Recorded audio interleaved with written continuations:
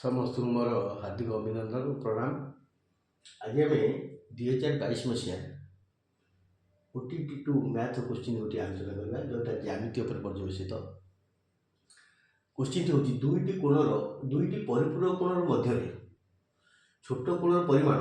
तार अनुपूरक कोणर 4 गुण समान हेले कोण द्वयर पार्थक्य केते। क्वेश्चन आउट पढ़ दूची दुईटी परिपूरक कोण मध्य छोट कोणर परिमाण तार अनुपूरक कोणर 4 गुण समान कोण द्वयर पार्थक्य केते। देखो ये गोटे क्वेश्चन अनुपूरक कोण जाने परिपूरक कोण जाने तार केते गुण पार्थक्य सब जाने किंतु एमती अनुपूरक परिपूरक कोण मिसवा क्वेश्चन बोधे 10th क्लास पर्यंत ना ये सब मेंटल स्टडी करने ये क्वेश्चन पड़ी प्रकृत में मैथमेटिक्स ज्ञान अच्छी ना ना शिक्षक हो जी शिक्षक हे हो से परीक्षा करार तेणु यहाँ सब सीटी एंट्रांस पड़ुची OTT पड़ुची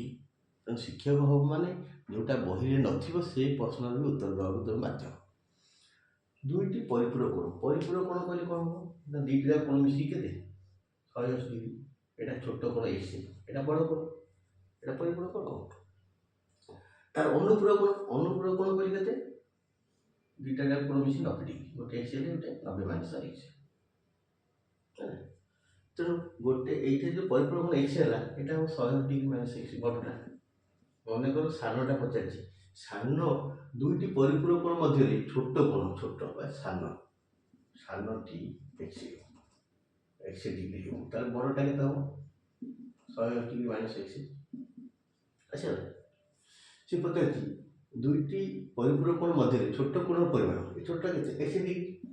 परिमाण के तार अनुपूरक कोण 4 गुण ताले x इक्वल केते x रो अनुपूरक केते हम 90 माइनस x यार 4 गुण ताले x टा तार अनुपूरक कोण परिमाण 4 गुण देले 9 को 36 360 माइनस 40 अब समाधान कले x माइनस 40 टा नेस प्लस 40 इक्वल टू 360 डिग्री ताने 5x equal to 360 degree x equal to 360 degree by 5 5 रले 5 7 35 35 ले अब 10 5 2 10 62 डिग्री ताले एटा 62 डिग्री एटा केतो 180 माइनस 62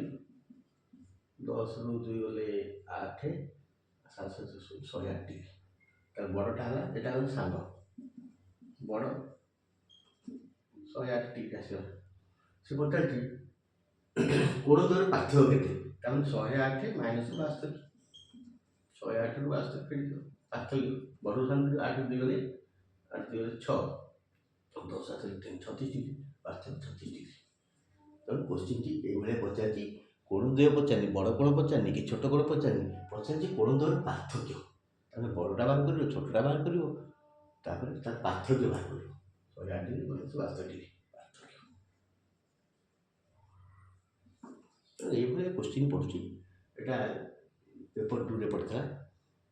तेणु आपण मैंने ये प्रश्न प्रिपेयर हूँ आपको भी प्रिपेयर हूँ।